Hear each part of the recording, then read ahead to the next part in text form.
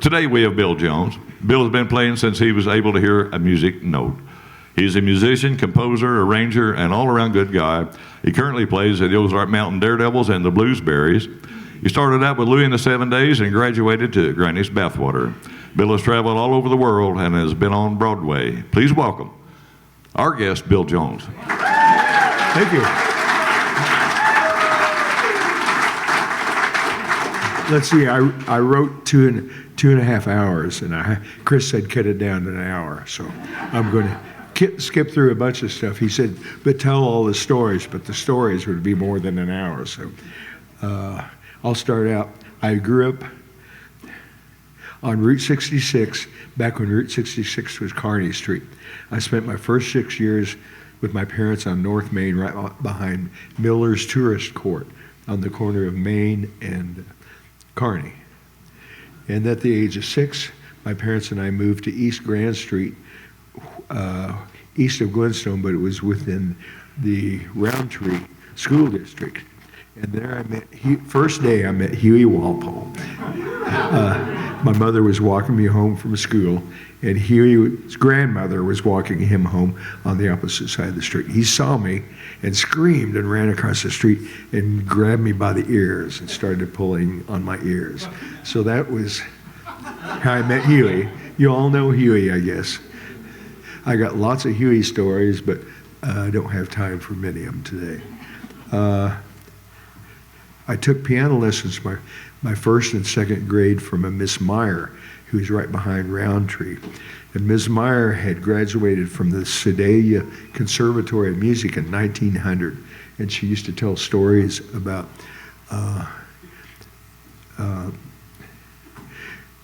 going across the railroad tracks to learn how to play ragtime from Mr. Joplin, who was Scott Joplin, who was the father of American music. So that was my first experience with music. And she was trying to teach me to play ragtime, but I really liked the Chopin and Rachmaninoff melodies. So I was focusing on that, and my parents hated that music. They said, well, won't you play some Floyd Kramer? And eventually they took the piano and put it out in the garage. But at 5th grade, they relented and bought me a saxophone. So I played in 5th grade Roundtree band from 5th grade on. And in 8th grade, Huey and Larry Lee, who'd lived down the street, had formed a band, and they played the Pershing Talent Assembly. And I thought they were the best thing I'd ever heard. And so I joined up with them. And we all have been playing ever since. And so anyway,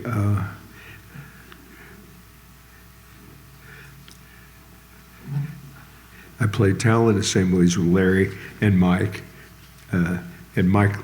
Bungie.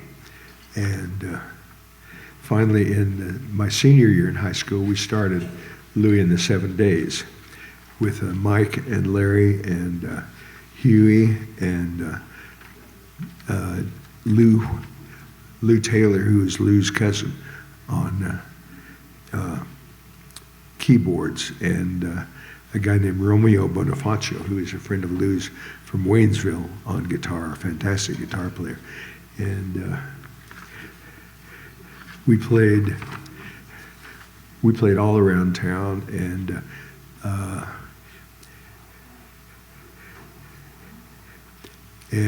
Mike was good friends of everybody, including Wayne Carson and Cy Simon. And Cy kind of took us under his wing and gave us, let us use the studio up on the second floor of KWTO. And we recorded a bunch of songs, and he released them on Skipper label, which is his label. And we did a bunch of demos for Wayne and also Ronnie Self, who was I got a bunch of Ronnie stories that I won't tell right now. bunch of Wayne stories too.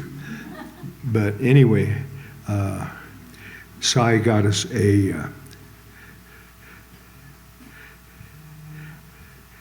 sorry, I'm like this normally. This is totally normal for me.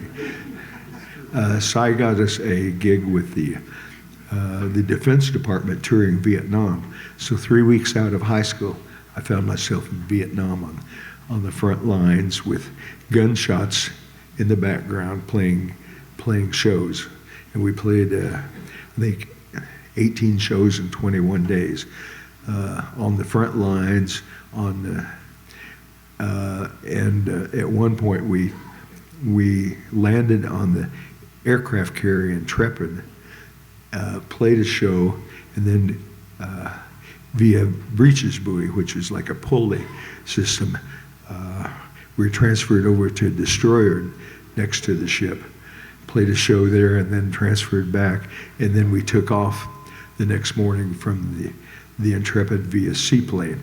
And you haven't lived until you've gone from 0 to 120 miles an hour in 2,000 feet from an aircraft carrier.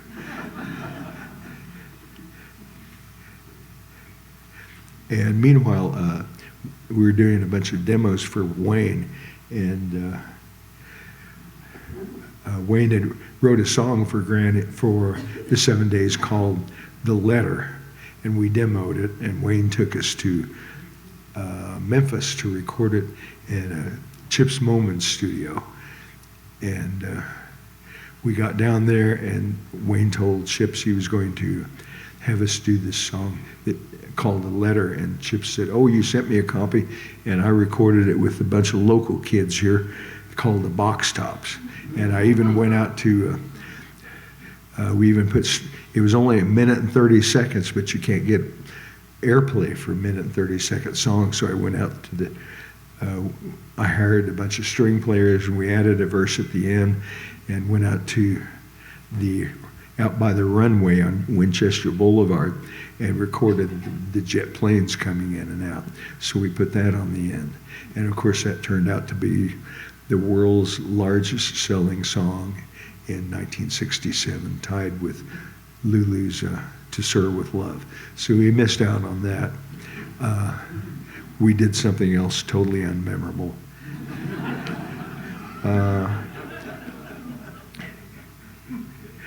Also, Larry left for the Navy in '66. Yeah, I guess November '66, and Lloyd Hicks joined the band, and his first gig with us was with the Yardbirds at McDonald's Arena. And so we opened for the legendary Yardbirds. We're all really looking forward to seeing Jeff Beck at that performance, but he had just quit the band, and a skinny, scrawny, weird guy named Jimmy Page had did that show. Oh, and then in the spring, Cy got us another Defense Department gig, this time in the Caribbean. So we had a month in the Caribbean, whereas we only had 3 weeks in Vietnam. And Wayne went on this tour, so we did a portion of our show with Wayne, and traveled to Panama, to Antigua, Puerto Rico, Grand Turk Islands, and I forget where else, for a month, and that was a lot of fun. Then we ended up returning to Cocoa Beach, Florida, via a military flight, and we had a day off there. So Lloyd and I went surfing, and then the next day, Lloyd and Wayne and I went across the street to a Tasty Freeze, and playing on the jukebox was The Letter. And that was the first time he ever heard The Letter, the final on public broadcasting. And then I started at Drury, and I got the perfect, it was totally paid for via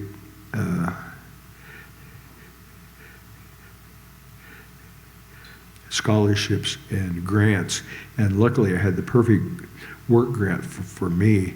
It was working in the music library at Claire Thompson Hall 3 nights a week, and which is pretty much unused except during finals week when everybody would have to catch up on their listening for their music appreciation courses.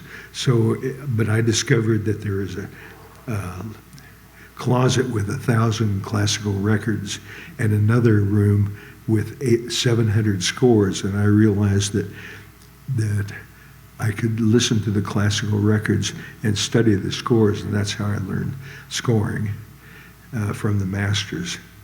And and then Granny's, stop laughing, Chris. I'm sorry. So Mike got drafted, and Louis and the 7 Days broke up, and I joined with James Engel and Lord Mack and the Mike Maples and Mike and Mark Morton with the Lord Mack Blues Band, and I played with them for a year or two, and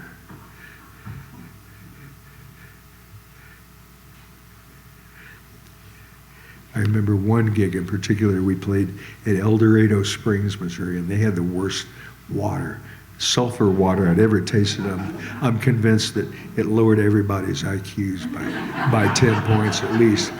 But this little 12-year-old kid came up to me and was really bright and had a whole bunch of really interesting questions. And of course, that was Nick Sibley. That's how I met Nick at the age of 12. And Mike got drafted, I said that.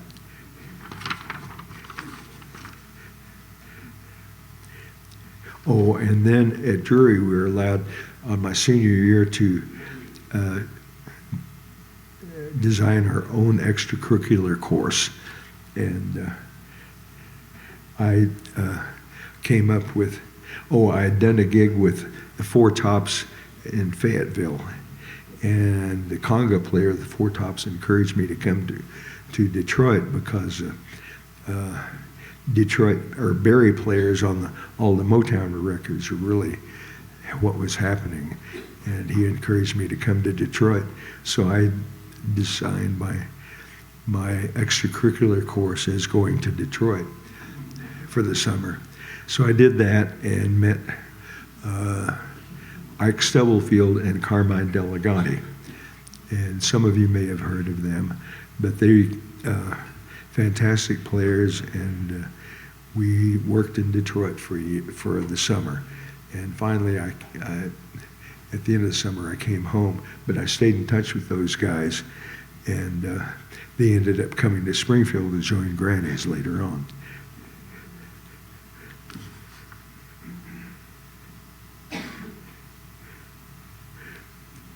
Oh, and the first thing I did when I returned to Springfield was contact Mike Mungy.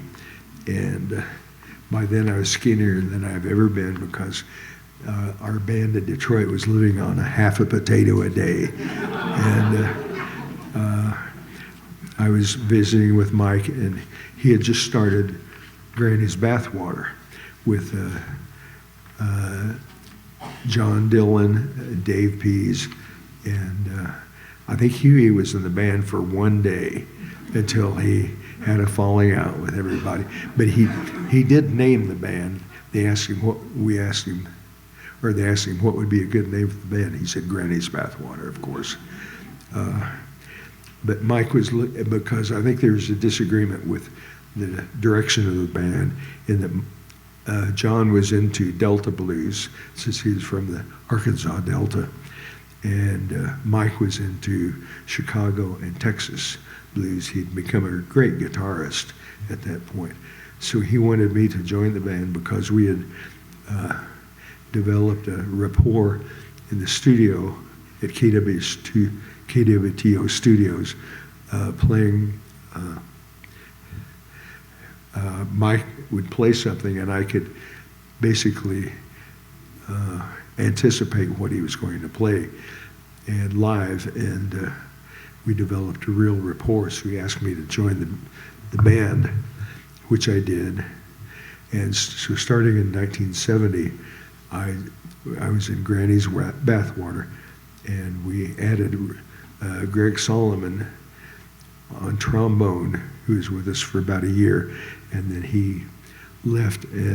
He got a gig in Branson, so he left. And also, I knew a couple of guys at Drury that would fit in with the band. One was a guy named Don Ships, who lived near Drury and was, I think he was only about 15 or so, and he used to hang out around the band office, the band building, and I suggested him. And also we had a great guitarist at Drury named John Gowen. So we added those two guys to Granny's. And we worked as a blues band pretty much for a couple of years until John started a band called Family Tree with Randy Chowning and Larry Lee and I think Soup on bass, where they were all songwriters, and they did little concerts, little shows, mainly at the Trilogy Coffee House. And then a guy named Steve Canada opened a studio, or opened a club called the New Bijou Theater, and he had both Granny's and Family Tree play there regularly. And so I was in both bands, and we did some great shows at the Landers with the two of us. And finally in, I guess, April '72,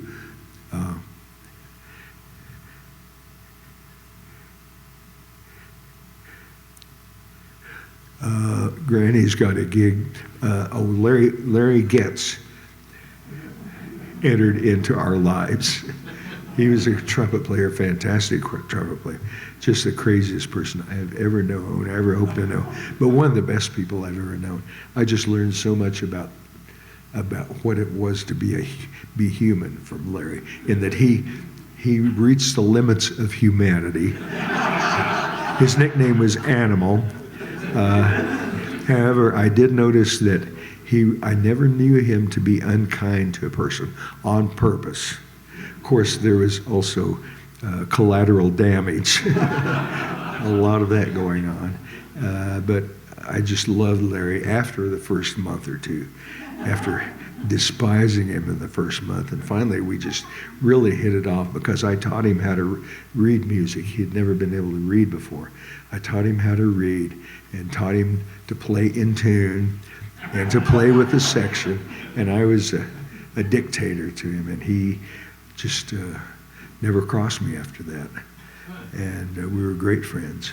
So anyway, Larry got us a gig in Panama City, Florida, at a club called Allen Glenn's for 6 weeks, beginning June in 1972. So I had to leave the Daredevils at that point. And of course, they got their record deal about 3 months later. They changed their name to the Ozark Mountain Daredevils, and but had the best time in Florida that summer with Granny's. And a guy came into the club named Johnny something, I can't remember his last name, that owned a club on Bourbon and Toulouse in the French Quarter in New Orleans, and hired us for the rest of the summer to play at his club, a club called Ivanhoe, which is a great, it was just in ground zero of the French Quarter, and we had the best time there. We played all summer, and we went back several times. We played there, I guess, about 6 or 8 months over a period of 2 or 3 years. And meanwhile, a a manager of Martha Reeves came in named Ron Strasner and hired us to tour with Martha Reeves after that. So we went on the road with Martha Reeves for, I guess, 6 months. And we toured all up and down the East Coast and Canada, and then went across country. I got a bunch of stories about that in here that I don't know where they are right now. But anyway, this is like 2.5 hours worth, and I'm trying to trim it down to an hour. Give you a half an hour more. Well, yeah. I'm skipping a bunch of the stories because Chris said, be sure and tell a bunch of the stories. But I'm skipping the stories just because of time constraints. Had a bunch of Martha's stories. She was great to work with. Everybody had a great time with her. Oh, at one point we played a golden oldies show at Madison Square Gardens with Jay and the Americans and Frankie Valli and the Four Seasons and the Four Tops. And we sold out at Madison Square Gardens. In fact, it went so well, they hired us back a month later, and we did a second show, and it was filmed for some network TV, maybe it's CBS or something. And they showed it for a couple of years, and it went to syndication, and it was shown for a couple of years. And Granny's never got paid a penny for either the Madison Square Garden gigs or the TV show. And so we sued her manager, but he was a big guy in LA, so it didn't go anywhere. We never got a penny for that. And we ended up in Toronto and played a great club up there for a week called the Colonial Tavern. And meanwhile Benny bought a 10-pound bag of beans, and we lived on that in one hotel room for 10 days until finally the tour kind of folded, and we managed to get back to Springfield. And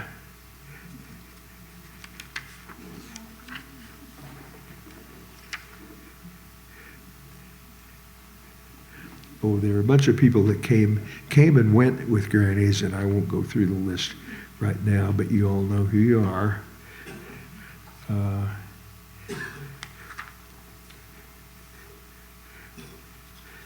But about a couple of years later, Ron Strasner got a hold of us again, and meanwhile Martha had put out a new record produced by a guy named Richard Perry. He was one of the big record producers at that time, and he did an album with Martha and used Billy Preston and Ringo and all superstars, and it was a great album. And in fact, it's 5 stars on Amazon, and he asked us to go out with her again, so we did that. And we started out in Boston and then went to the Bottom Line in New York, and Mick Jagger, among other people, was in the audience. It was a great show. We went up and down the East Coast and then back to Colonial Tavern in Toronto, where Billy Preston played with us, and also Stevie Wonder. Well, Stevie Wonder did a gig with us at the Troubadour Club in L.A., and in fact, Martha had been Stevie Wonder's babysitter when he was little, and it was Martha's birthday, and he composed a song. I was playing piano, and Frank Westbrook was playing organ, and so I was a really good gospel piano player, and Martha loved my playing. But Stevie Wonder came up, sat on the piano bench with me, and composed then and there a happy birthday song for Martha. And I don't remember, but I suspect it eventually became Happy Birthday to You, that Stevie Wonder recorded. And so about halfway through the tour, the record just wasn't selling at all. So the record company pulled the plug and left us stranded up in somewhere around Scranton, Pennsylvania. And we managed to get home, and I came back to a gig I'd had with the Springfield school system as a substitute teacher. And I did that for like 5 years. So I had most everybody in town as substitutes. At one point or other, I taught at all the high schools and some of the junior highs. Finally, I refused to do junior highs because they were just animals at that point. But especially, I ended up mainly at Parkview and I think Kickapoo had just opened. So that was where I spent my last 2 years substituting. One little thing, a little story. About that time, one of the song of Martha's that we opened the show with, called Wild Nights, ended up on the soundtrack of Thelma and Louise. That was a little incident. The Daredevils invited me to play on their third album that we recorded at Quadraphonic Studio in Nashville. And so that was a great experience. And so they kind of gave me free rein to do whatever I wanted, and I did horn arrangements, just all kinds of horn arrangements. And one on a song called Southern Cross, I overdubbed a section of 9 saxophones. And I kind of regretted doing it because I felt like I was distracting from the country feel of the Daredevils. But no, everybody seemed to be happy with it. And after we did the sessions, everybody had little things they wanted to fix on it. So we booked a couple of days at Sunset Sound in L.A. And I had one note that was a little flat that I really wanted to fix. And John Dillon said, well, I'm not going unless they fly us first class. So I got to fly first class to L.A. and back to fix one note. And meanwhile, we had, the day after that, I noticed that this new singer from Jamaica named Bob Marley and the Wailers were doing their first North American performance. They were really big in England, and they were all the rage in Rolling Stone magazine. And I was a real fan of his, so I got the record company to get us seats for his opening performance at the Roxy. And meanwhile, Martha Reeves was living out there, and I called her all day because I knew she would love Bob Marley. I never could reach her. But then we went to the show, parked in the parking lot across the street, got in line, and I noticed on the marquee, Bob Marley and the Wailers the opening act was Martha Reeves. So we went, and I went up to visit with Martha in the dressing room. She said, oh, Bill, you got to play piano for me. I said, well, don't you have a piano player? She says, yeah, but I'll fire him. And I said, well, I just happen to have my saxophone out in the car. How about if I play saxophone? So I did. And as I was leaving the dressing room to ready to go on stage, a couple of the Wailers invited me into their dressing room to smoke some ganja with them. And I had the last time I smoked was in 1969 on a gig with, I guess, the early Grannies. No, this is before Grannies. It was a pickup gig with Bungie and Lloyd and I maybe Dawn and somebody else at a place called Ananda Leather Shop on Campbell, which Kurt Hargis ran, and Jim Marshall. And there was a place behind where we could smoke on breaks.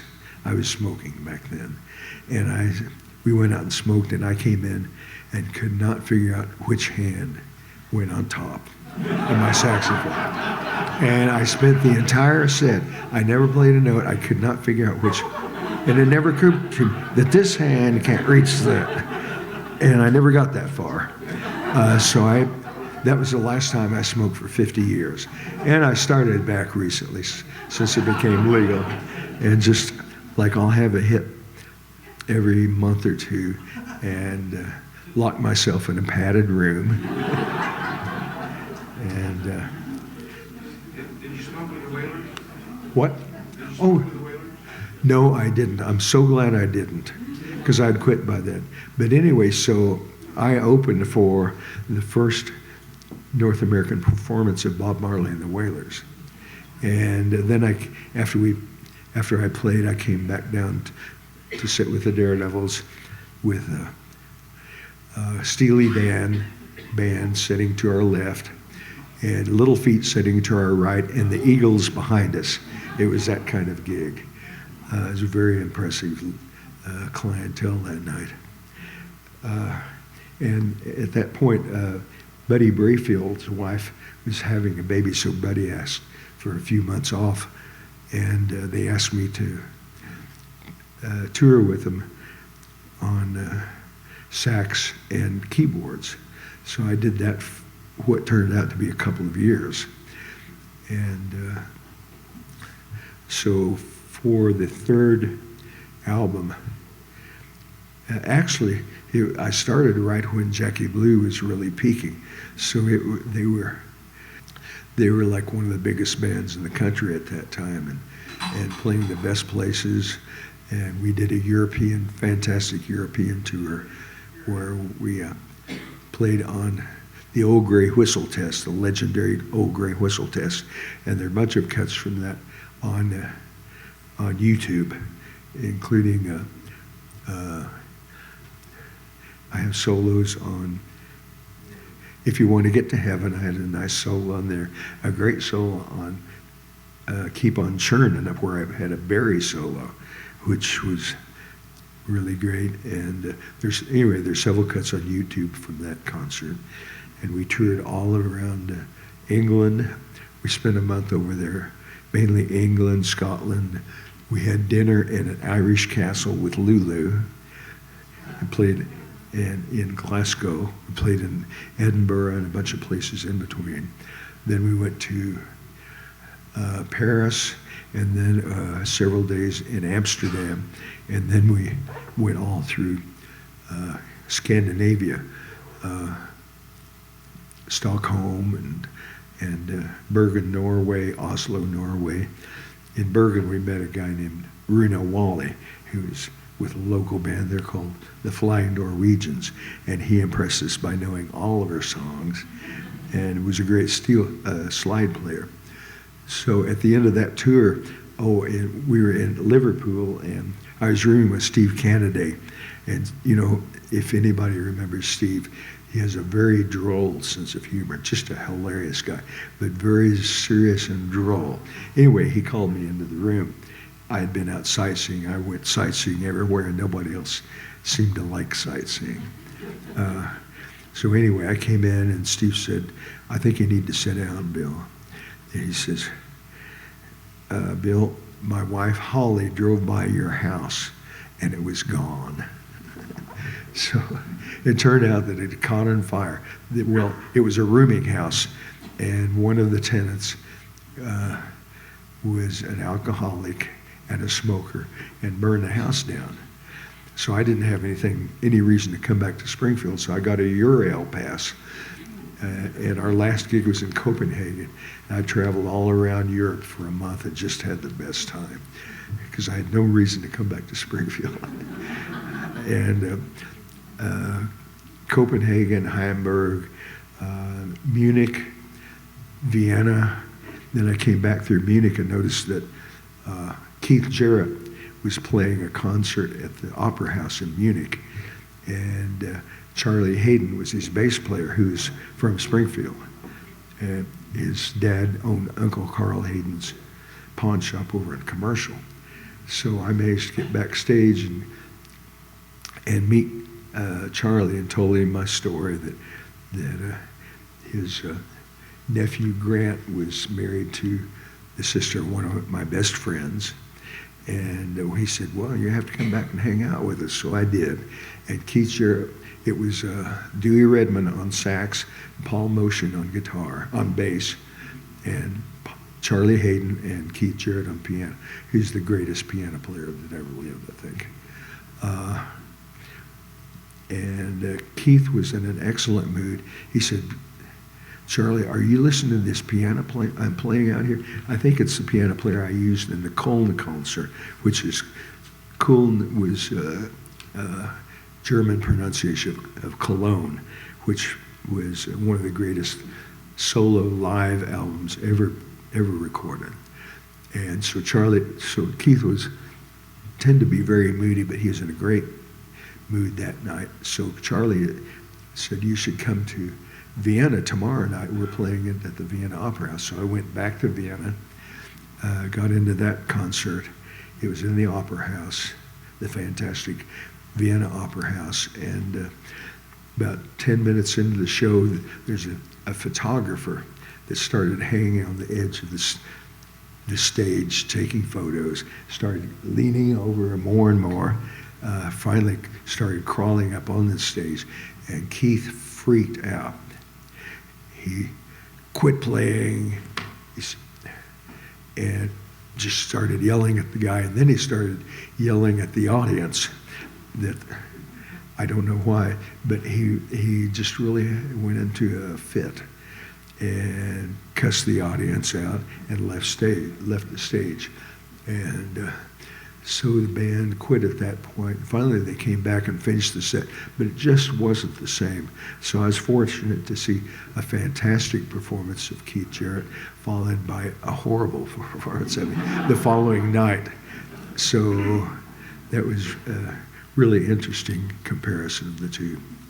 So after Vienna, I went back to Munich and then to Zurich, Switzerland for a day, a couple of days in Milan, Italy, 4 days in Florence, and then to Rome, where I met one of Annette Weatherman's ex-boyfriends named Francesco, and he put me up for a week and showed me all around Rome. Then I came back to Springfield. Okay, so where are we now?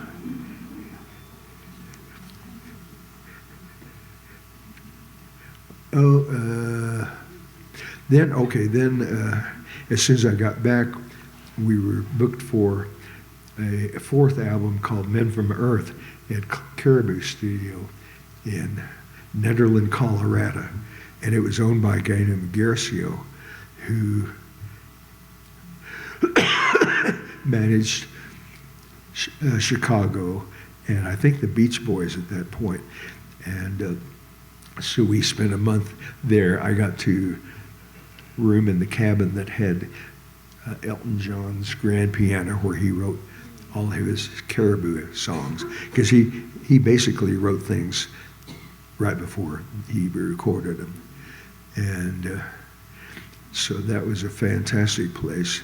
A couple of Beach Boys were there most of the time, and the band America, just I think mainly because the food in the mess hall was great there. So I spent a month there, and then Randy had just left the band at that point, so we got Runa Wally to come over from Norway and join the band and played those gigs. So I was with the Daredevils for another 6 months or so, and I guess they decided to downsize or something, but they let me go, and I went back to substituting. And a few months later, Larry Lee called me and asked me if I would be interested in orchestrating a new album he was doing. And it was a very lush album, and he was really into Jim Webb. I don't know if you recognize that name, but Jim Webb wrote and produced and orchestrated like Up, Up and Away for the Fifth Dimension, and also MacArthur Park for a guy named Richard Harris, which is the first 6-minute hit record ever. And it was, really lush orchestration, so that gave me the opportunity to go all out for Larry. And I think I had about 4 months to write it. And I met with his producer, whose name was Norton Putnam, who lived in Nashville. And Norbert at that time was producing Jimmy Buffett and Dan Vogelberg, who was at their peak at that time. They had a lot of hit records, and Norbert okayed me doing it for some reason. And we were going to do it with the Nashville strings, but Norbert said due to the foreign exchange rate, we could do it, I'm okay, thanks. We could do it in London using the London Symphony, Live Like Kings, for a month for the same price as it would cost us to do it in Nashville. So we did that. We went to London on, it was, I think, December 31st, 1977, because we went in the studio on January 2nd, 1978. So we were recording with the London Symphony on my 30th birthday, which is January 4th, 1978. I'd done 10 orchestrations, and we started out with the rough one. It was called Even a Lie, and it was a gorgeous song. I think the best song Larry's ever written. And it was, if you're familiar with Larry's songs, it's very unusual, very interesting songs. And this, the chord progression on this song was particularly interesting. And the recording, I'd done like 70 pages of scores, and finally they were just looking like chicken tracks. I was making no sense of it. But I went ahead and submitted it to the copyist in London. He said he didn't find any problems, and the sessions couldn't have gone better. Everything went perfect. There was one wrong note by a flute player on the third day, but it turned out he was a union guy, and he wanted overtime. So he kept playing this wrong note. I said, one of you flute players is not playing the, and he said, no, we're all playing the right note, and one was not. So we had to go an extra hour because of this one wrong note that wasn't written wrong. But Even a Lie in particular just went fantastic. Norbert loved it. The orchestra loved it. And Norbert suggested I write an intro to lead into that song. So I went back to the room. The room had formerly been the home in exile of the Queen of Yugoslavia during World War II. It was just a really bizarre place. So I went back to the room. Luckily, I had a little notebook, and I wrote 33 different violin parts. Each violin had their own part. I'd been listening to a composer named Ligeti, who wrote a bunch of the pieces on the 2001 Space Odyssey soundtrack. And I remembered I'd studied that score, and I based it on that. Which was every instrument had a separate part. It was on where the part they showed on the moon in that movie. So, and also I just seen Close Encounters for the Third Kind. So I took the theme to that and combined the two.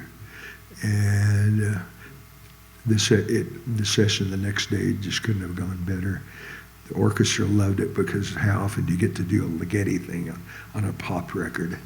And it went directly into the opening of Even a Lie. And in fact, the concertmaster of the session, who at that point was second chair in London Symphony, later became concertmaster, said, you got to come to a London Symphony concert because we're doing the Richard Strauss's Alpine Symphony in a couple of days which had a section very similar to what I'd written.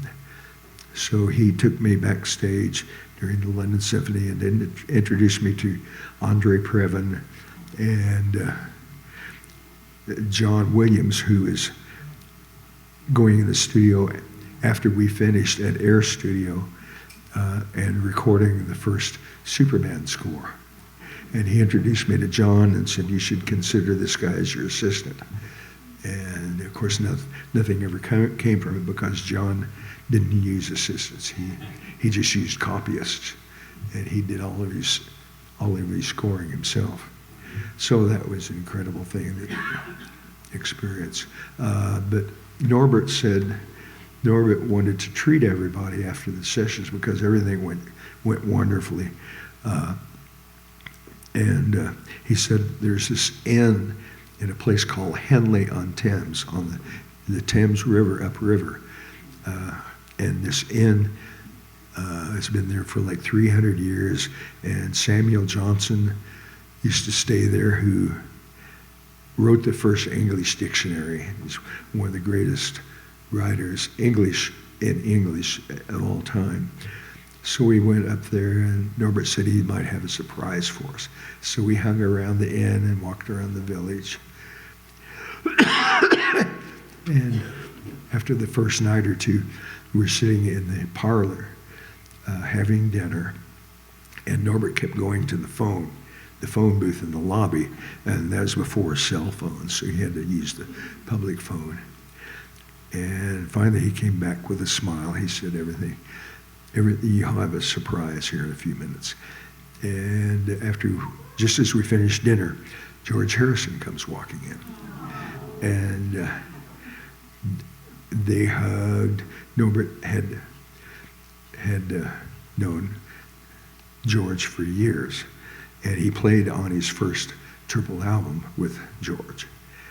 And George said, come on and get in I'll take you up to the castle, which was Friar Park, which is right on the outside of this village.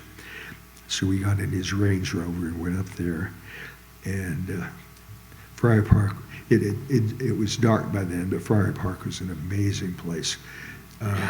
The grounds had grottos and had an fake alpine village with a miniature Matterhorn on the grounds. He had five gardeners, and he did a lot of the gardening himself. George was really into gardening. But we went into the main room, the great room, which is it was a Tudor-style castle, but it had been built in the late 1890s. So we went in, and around, it was like a 30-foot ceiling. Around the top were bedrooms, and roaring fire, and a Bosendorfer imperial piano, a 97-key piano. You know, most pianos have 88 keys, but this had an extra octave at the bottom. And it wasn't played that much, but it made this amazing resonance to the sound through sympathetic vibrations. And also a Wurlitzer jukebox. And George said, Norbert, look at that jukebox and see if there's anything you recognize on there. And George had all the old Arthur Alexander race records from the early 60s, which Norbert, being from Muscle Shoals, had been the original bass player on all of these old race records. And Arthur Alexander had been a hit, had a bunch of hits on, this was before black music was accepted in America. But George had lived with his sister in the summer of 1963 outside of St. Louis. His sister Louise had moved to St. Louis, and George lived with her before the Beatles happened. And really and discovered Arthur Alexander, bought all of his records, introduced the Beatles to him. And so Arthur Alexander was a huge influence. And when it came time for George to do his triple solo album, he hired Norbert. Norbert by that time had moved to Nashville and become a major producer at that time. So they were very good friends. And Norbert saw all of these old 45s he played it. And George sat down at the Bosendorfer piano and played and sang Arthur Alexander songs for like a half hour. And George kind of took up with me. Norbert introduced me as Bill from Missouri. And of course, George had had really good experiences in St. Louis with his sister, and also during the first Beatles tour, they went to some farm out by Aldrich, Missouri. Was it Aldrich? Out near Alton, yeah, Alton, near West Plains. And it spent a long weekend there, replete with Life magazine photographers, and it was all documented. And I think Life magazine ran a special issue dedicated to the Beatles' time on a Missouri farm. So George had really fond memories of Missouri, and I think Norbert told him I had orchestrated the album, and George was fond of orchestrators, so he kind of took up with me, and he said, "Bill, let's go out to the kitchen and get some food for everybody." So we went out to the kitchen, rustled up some stuff, and then served everybody. And I told George's sister, Louise, about this a few years later, when she was in Branson at the time with the Legends of Liverpool Legends, and she managed that band. She managed that show, and I told her this story. She said that, yes, that was George. He was the kindest person I've ever known. In fact, I had my honeymoon to my second husband at the castle, and George personally served us breakfast in bed. And she said he was just that kind of guy, and he really was. He was just the nicest guy ever. So after a while, he took us up into his studio, which apparently was, I read somewhere that at that time it was the best studio in England. It was equal to the Abbey Road studio in an upper room of his house, of his castle. He took us up there and played us stuff he'd been working on, like Peter Sellers had been there a couple of weeks before and got drunk and wanted to do Beatles songs. So Peter Sellers couldn't sing, so he did little stories based on the lyrics, like "She loves you, yeah, yeah, yeah. She loves you," and he did a whole bunch of songs like that. And then George pulled out his latest project, which was a parody on the Beatles, based on a band much like the Beatles that didn't make it, called the Ruddles. I don't know if you remember that or not. So they had the demos of the Ruddles, so he played all those, and he just was having a great time with it. He was really excited about it. And also, shortly after, I don't know if you've ever seen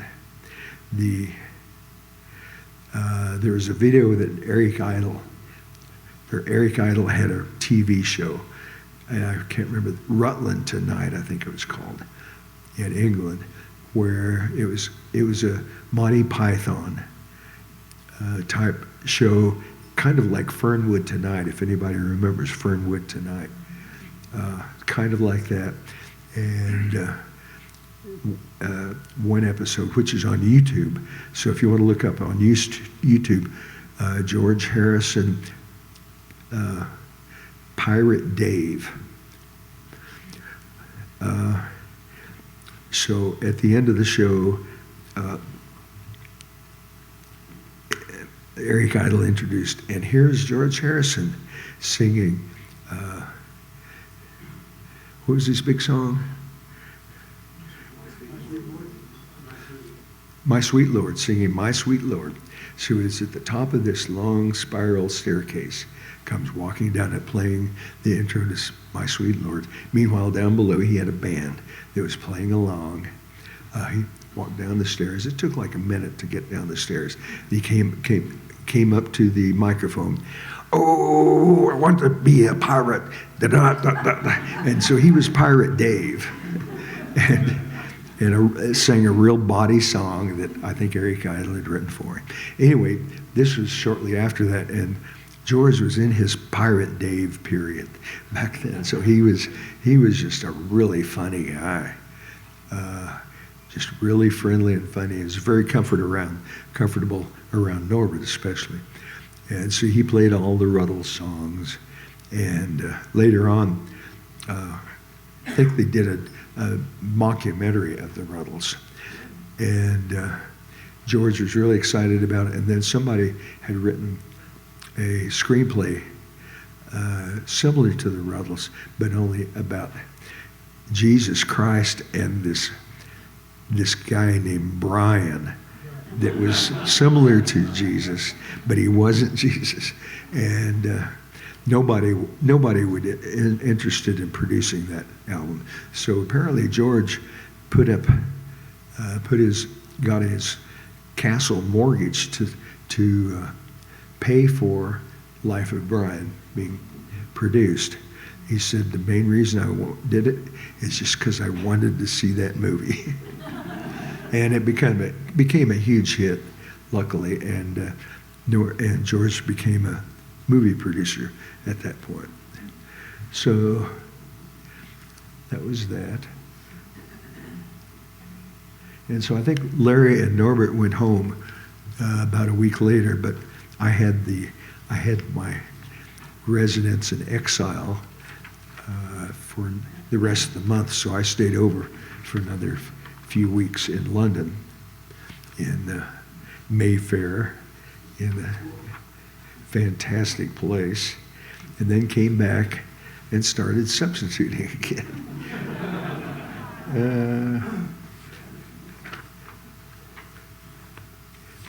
So I did that for a while, and meanwhile, John Gowen had played on Larry's album, and just really did well. And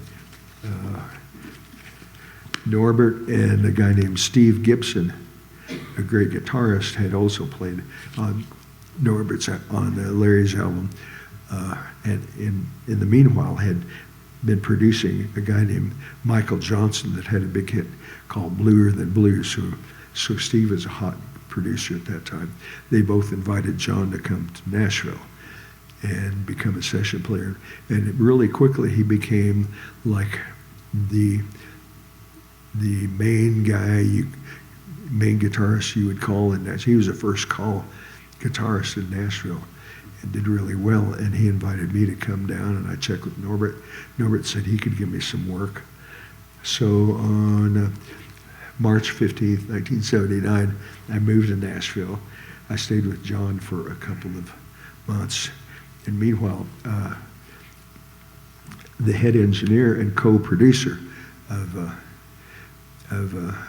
Dan Fogelberg and Jimmy Buffett, who Norbert was producing, he invited me. He had an A-frame out in the country with plenty of room, so he invited me to live out there. So I had a place to live for the summer.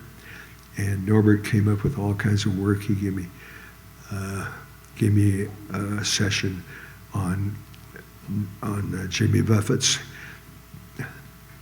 Volcano album, and also for Dan Fogelberg with album, I think it's called Twin Brothers of Different Mothers or something like that. Dan Fogelberg with Tim Weisberg, a jazz flutist. They did 2 or 3 albums. So I got to play on those records. They got a bunch of gospel records. Gospel was really jumping back in those days. I worked with a girl named Reba Rambo, who won a Grammy for Best Gospel Album the following year. I did most of the arrangements on her album and played a bunch of solos. I was the first saxophone soloist on the gospel album, I was told.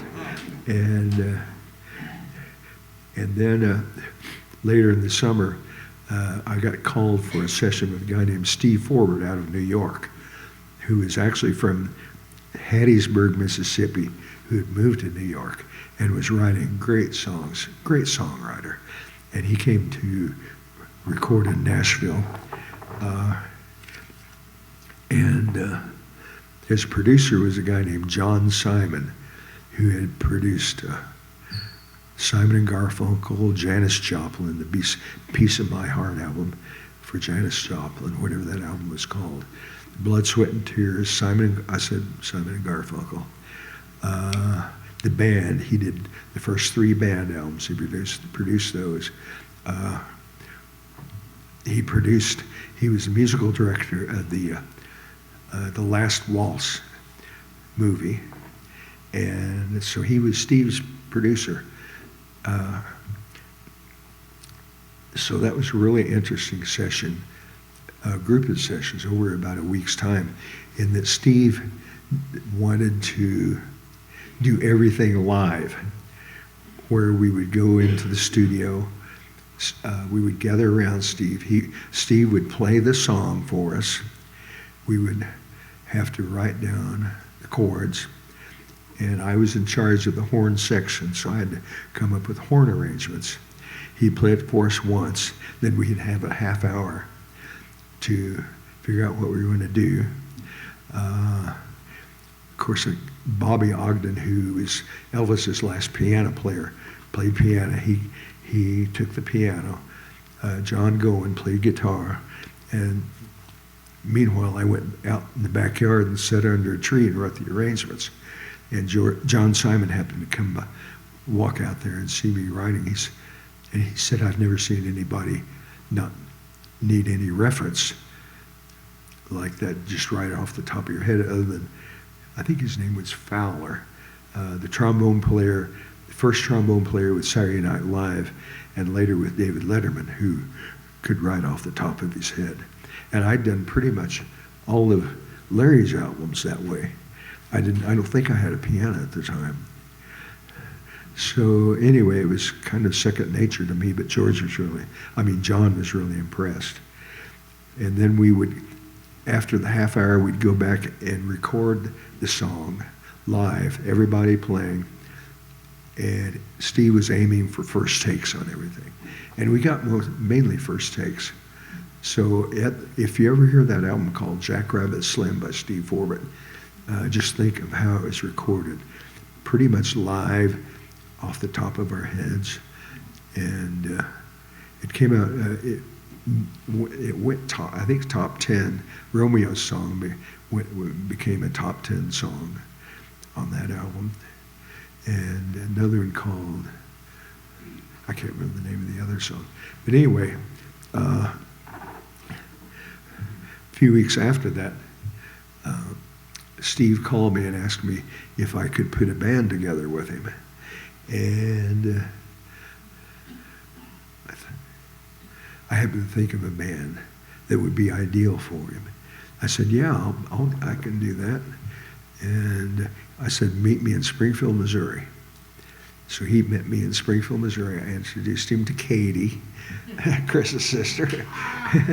And he fell madly in love. And then I took him down to the Amador to hear the Skeletons. I guess they were called the Skeletons at that time. I know they had so many different names. And he fell in love with them. Of course, Lou Whitney just charmed his ass off. And he hired the whole band except Nick Sibley, who was playing piano at that time. He didn't hire Nick. I always regretted that because, anyway, Nick and I became great friends eventually with the Daredevils. And so he hired the band, and then we took off on the road with him for about a year. And we were based out of New York. Our home port was the Gramercy Hotel in New York, which was just the best place ever. It was like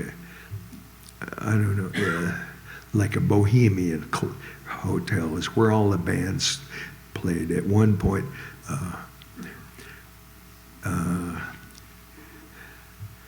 Vincent Price was staying there doing a solo performance of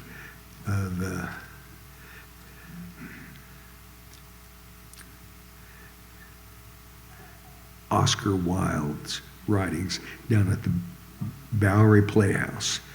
And so Vincent was staying there, and Lloyd told the story that he found himself alone with Vincent Price on the elevator. and Lloyd, under his breath, whispered, what did he whisper? Help me, which was the line Vincent Price said as a fly in the original Fly movie. And I'm sure it totally spooked out Vincent Price.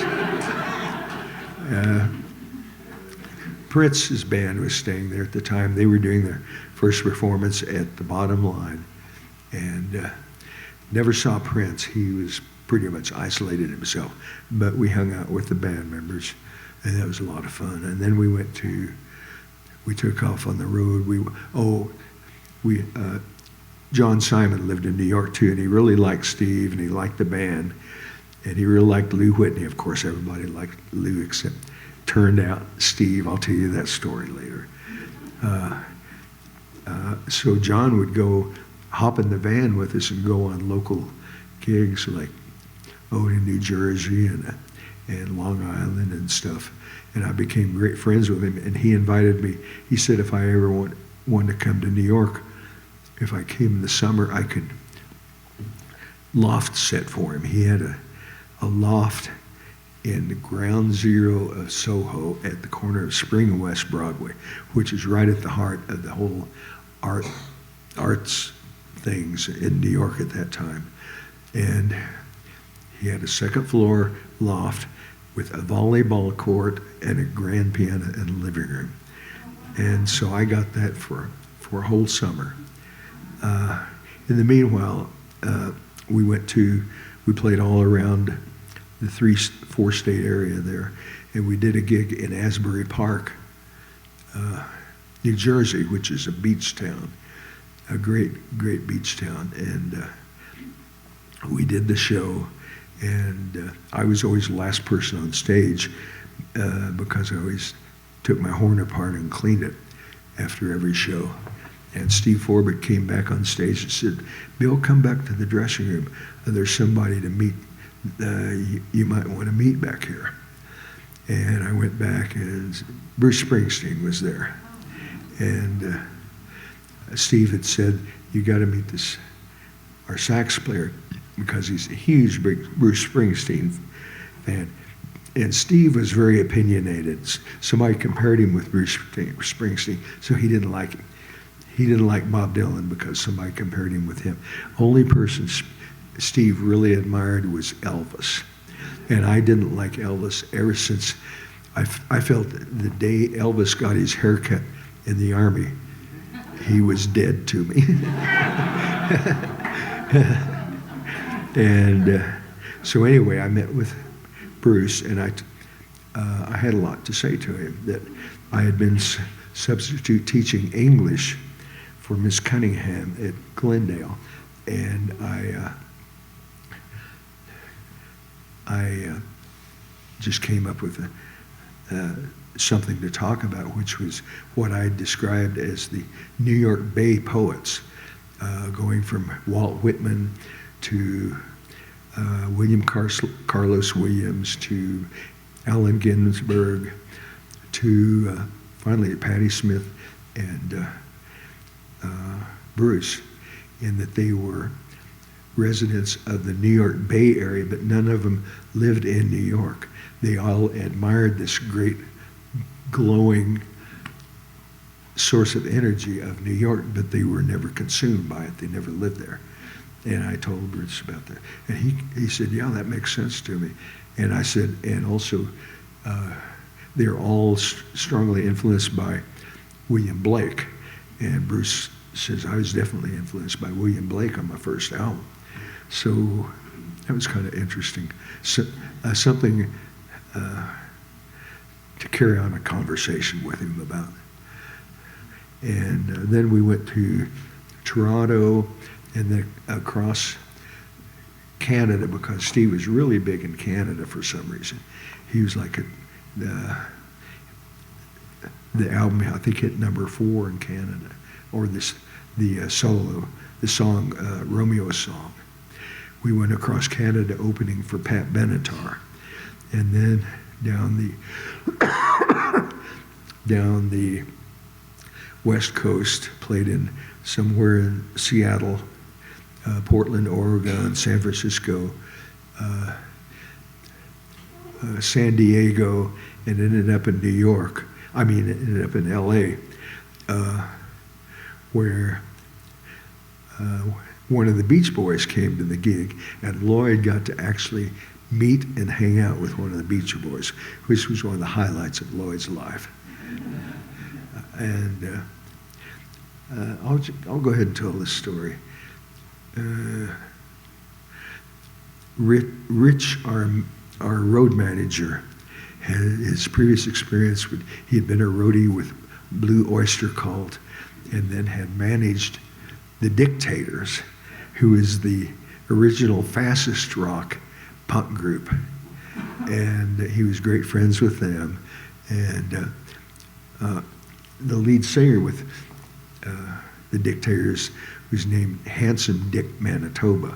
His real name was Richie Blum. He was from the Bronx. He'd been a friend of Rich's forever. Rich was a really interesting guy, really bright. His brother was head of the art department at Columbia University. And so there's a lot to Rich. Anyway, he said to me, Bill, I try to figure you out.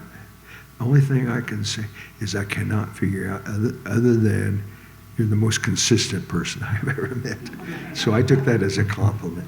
So anyway, knowing Rich's schemingness,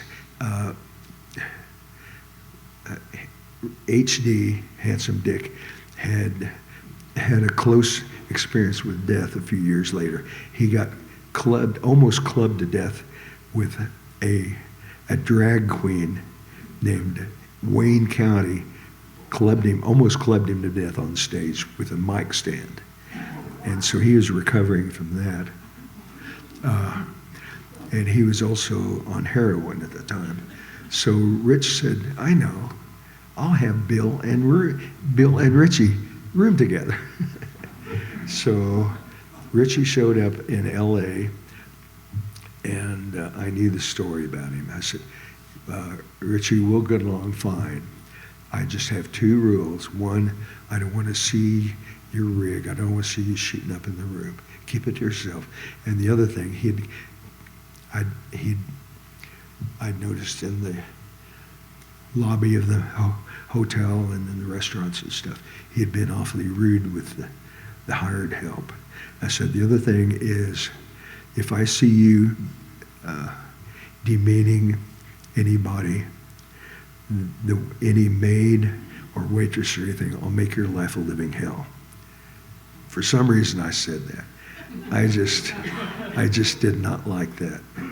And of course he OD'd that night, and they shipped him back to New York. So he was just with us one day.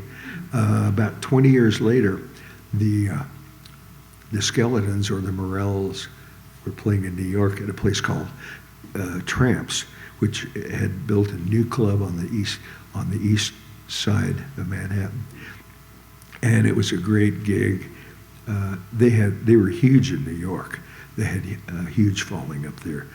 And so I was sitting in the dressing room, and who walked in but Handsome Dick. And I thought, oh no. And he saw me, and he came over to me, and he said, Bill, I just want to thank you. You're the only person that was ever honest with me. It was just that he remembered, and he found a girlfriend that bought him a club down the Lower East Side, and they ran videos of wrestling and the Three Stooges all the time. And I finally realized that was where he was coming from, that he was into wrestling and the Three Stooges, and he didn't understand the ramifications of what fascist rock was about, even though he invented it. So anyway, that's not even in here. So we did that tour, and then I went back to New York, and it was the beginning of summer. I did an album with Steve, and I'm about done, aren't I? 15 minutes. What? 15 minutes. Oh, okay. What? I'm sorry, I'm deaf. Oh, okay.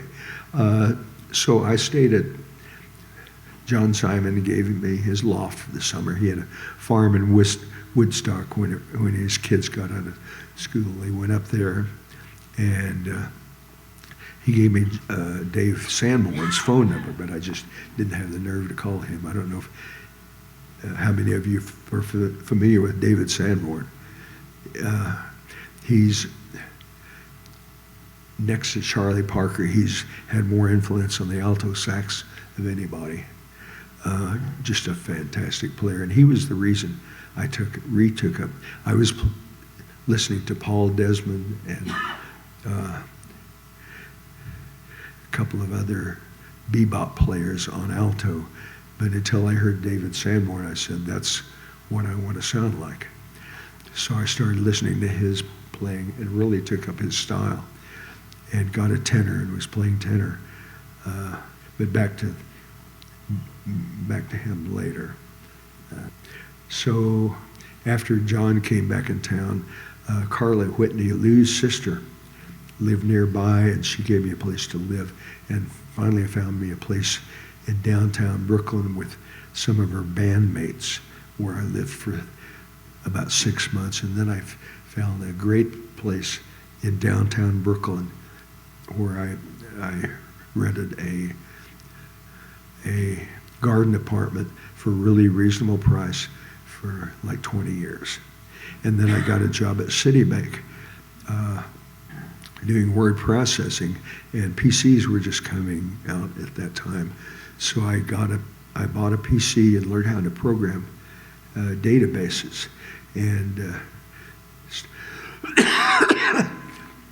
started introducing my skills. Carla was working at Citibank, and she got me into her office and taught me how to use her word processor. And she was going to be out of town for 2 weeks. And so I subbed for her for 2 weeks, and she never came back to the job, so it turned out to be 20 years. But meanwhile, I learned how to program databases and ended up reverse engineering the mainframe as the power of PCs grew. And finally, as the PC would support it, I had reverse engineered the mainframe system on my PC and was able to do, whereas mainframe request would take a couple of weeks to get, I could do it in a day. I could basically an order of magnitude faster than the mainframe system or the people in running the mainframe system. I was always available for projects. So I got a really cushy job doing that. And I did that for off and on for about 20 years. A couple of years after that, John Simon called me and asked me if I would like to be in a Broadway musical. He had, when I was touring with Steve Forbert, he had me set up to play solo in a Broadway score that he'd written for a dancer named Twyla Tharp. who did 3 weeks at the Winter Garden. And but Steve's tour got extended, so I couldn't do that. I was really disappointed about that, but John called me later and said, I have a place for you. I'm musical director of a new Broadway musical, and would you like to be in it? I said, sure. So I went to the auditions. He said, don't worry about the auditions because you got the gig.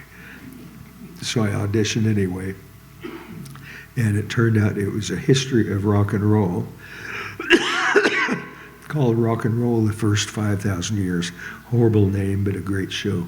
It was a multimedia show where the band performed just like the record on like 50 or 60 songs, from starting out with a Frank Sinatra song leading into Little Richard, and then going through the history of rock.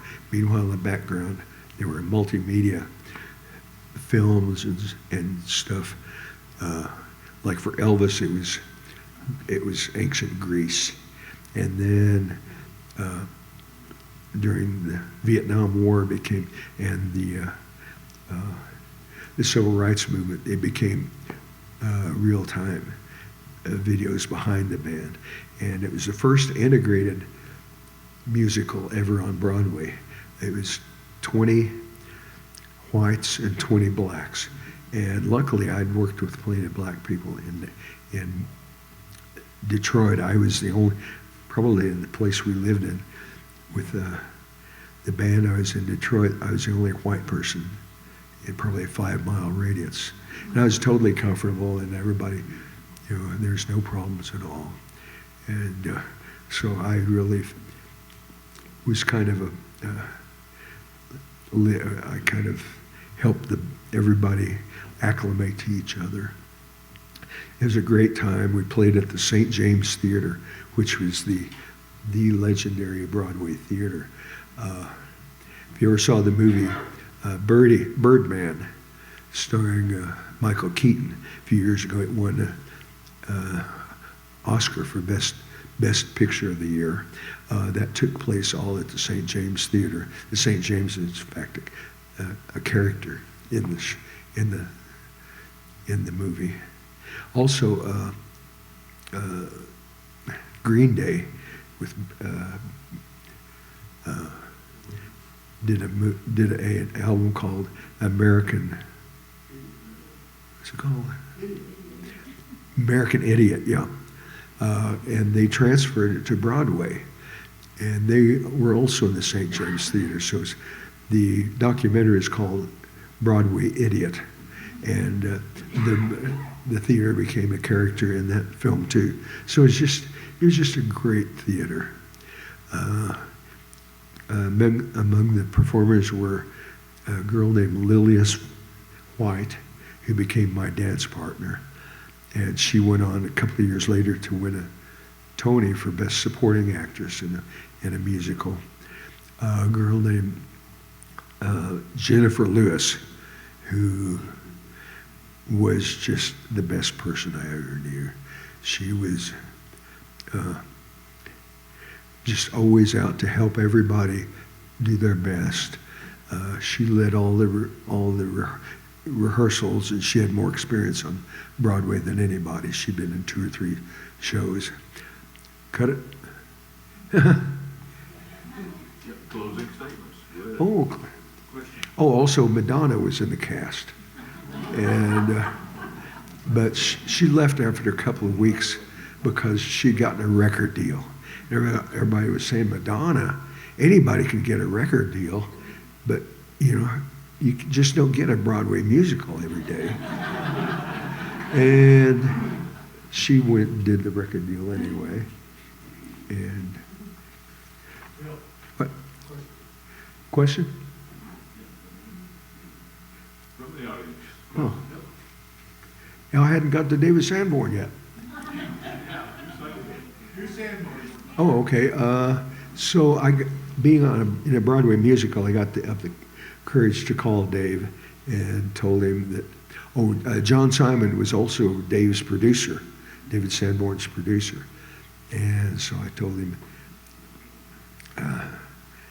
that John had given me his phone number. So I called him, and he was having problems with his mouthpiece. He said, I'm just having to really work on this mouthpiece I'm using. It's called a Brillhart Level-Air, and I had a Brillhart Level-Air on Marietta. I knew what trouble they were. And Carla Whitney, Lou's sister, had a fantastic mouthpiece called a Dukoff. And I said, Dave, I've got the solution to your problems. There's a mouthpiece called a Dukoff, and this girl has one, and I'll borrow it from her and see how it works for you. So I borrowed it, and Dave said, this has changed my life. It solved all of his problems. It was effortless to play, played in perfect tune, had a better, brighter sound than his Brillhart. So he said, you got to get this from it. So I told Carla, they were going for $60 on Manny's, but down on 48th Street. But every mouthpiece was different because this guy made them in a garage down in Florida. And everyone was different, and most of them just didn't play at all, but this one happened to. So I said, Carla, Dave really wants that mouthpiece. What would you sell it for? She said, $500, which at that price is a lot of money for a mouthpiece. She said, oh, by the way, I want your Barry mouthpiece, so I gave it to her. There's another story behind that I won't get into. So anyway, I became good friends with Dave because I saved his life with this mouthpiece. And later on, I called him, and he was having problems with his health. His girlfriend was a German professor at Barnard College, and she'd gone to Europe for the summer. And Dave came down with pneumonia and couldn't care for himself. He didn't know how to cook. And so I went over and taught him how to poach chicken breasts and got him a juicer and taught him how to make carrot juice. And he lived on chicken breasts and carrot juice for many years. In fact, there's a song on one of his albums. It is his producer named Marcus Miller wrote that included lyrics, tofu and carrot juice.